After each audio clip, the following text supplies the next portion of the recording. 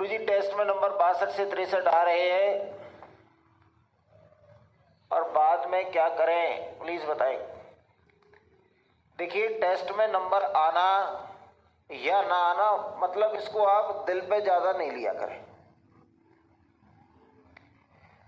Test में number आपके क्या है कि किसी के 80 नंबर आ रहे हैं, आपके 60 आ रहे हैं, इससे आप बहुत ज्यादा परेशान नहीं हो। आप अपना काम ईमानदारी से करते रहें, बाकी के काम आपके ठीक होंगे। क्योंकि टेस्ट में नंबर बहुत ज्यादा आना ऐसा बिल्कुल नहीं है कि आपका सिलेक्शन पक्का हो ही जाएगा 100%।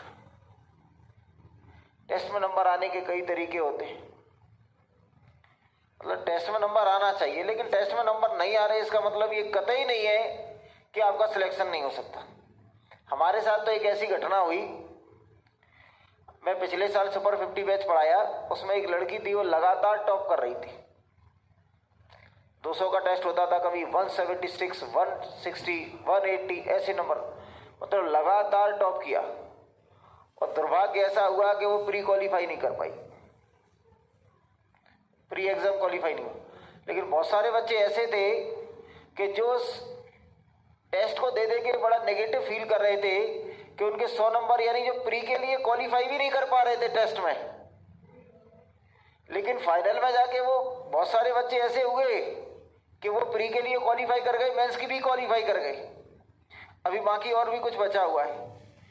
तो भाई टेस्ट में हमारे नंबर आने चाहिए, लेकिन अगर हमारे प्रयास सकारात्मक हैं, सही दिशा में अगर हम जा रहे हैं, हम अपना मेहनत कर रहे हैं, जो पढ़ाया है उसको रिवीजन कर रहे हैं, तो टेस्ट हमें केवल ये बता रहा है कि कहीं कहीं कुछ कुछ कमियां हैं, उनको धीरे धीरे सुधार लो।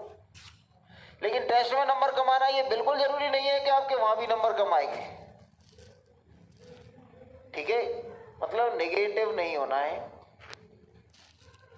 कई कई बच्चे क्या है कि बेईमानी से भी नंबर ज्यादा ले आते हैं, ऐसा भी हो जाता है। एक दो जने बैठ गए, भैया इस क्वेश्चन को देखना, उस क्वेश्चन को देखना, तो ऐसे डिमोटिवेटेड करते हैं। तो आप ईमानदारी से, आपके 50 आते हैं, 60 आते हैं, लेकिन उनको इंप्रूव करने का प्रयास करें। आपके 80, 82, 85 आ रहे हैं, तो आप उनमें ये देखें कि हमारी कहाँ गलतियां हो रही हैं, कहीं ऐसा ना हो कि 85 ला के भी लटक जाए। तो दोनों ही स्थितियों में हमें आशावादी रहना है, लगातार बेहतर प्रयास करने हैं। टेस्ट में नंबर कम आना है तो इससे क्या है कि आपको निराश बिल्कुल नहीं होना है, धीरे धीरे कमियों पर ध्यान देना है। अब ऐसा नहीं एक क्वेश्चन नहीं बना वो उसी चैप्टर के पीछे पड़ गए। भैया जो पढ़ा है सबसे पहले वो, क्योंकि मैं देखता रहता हूं कई बच्चे एनसीआर और एनपीआर के लिए घूमते रहते हैं क्योंकि वो टेस्ट में आ रहे हैं। भाई ये मान के चलो ये मैंने अभी आपको पढ़ाया नहीं है, अगर आपका एक नंबर जा रहा है इसकी वजह से तो छोड़ते रहो। जो आपका है उस पर फोकस करो। जिस दिन मैं इसको पढ़ा दूंगा आपकी ये समस्या जड़म हो जाएगी, ये वादा है। तो आप अपना समय क्यों खराब कर रहे हो इसको पढ़ने में? जब भी मैं पढ़ा दूंगा उसके बाद अगर ये नंबर रह जाए आपका तो बताना मुझे। तो जो आपके पास है आप अपनी एनर्जी को बेकार ना करें। जो मैंने पढ़ाया नहीं है उन टॉपिकों को तो आप ये मान के चलो कि ये सिलेबस का हिस्सा भी है ही नहीं। जो आपने पढ़ लिया है उसमें से 100 के 100 आ रहे हैं क्या? क्योंकि वो आपके लिए क्या है कि बेकार चीज है कि जो आपने टॉपिक पढ़ लिए उसमें से भी क्वेश्चन फिसल रहे हैं, वो आपका नेगेटिव पॉइंट है। जो मैंने आपको पढ़ाया नहीं है वो छूट रहे हैं, तो उसमें क्या है कि तनाव लेने की जरूरत नहीं है।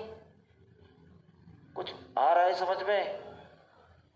तो भैया टेस्ट से परेशान नहीं होना। ये हो गया, क्वेश्चन क्लियर हो गया कि नहीं? अगला देखिए, प्रैक्टिस मैच होना और फाइनल होना अलग अलग चीजें होती हैं भाई। अभी प्रैक्टिस सेशन चल रहा है, आप बड़े खिलाड़ी हैं, प्रैक्टिस में ध्यान नहीं दे रहे,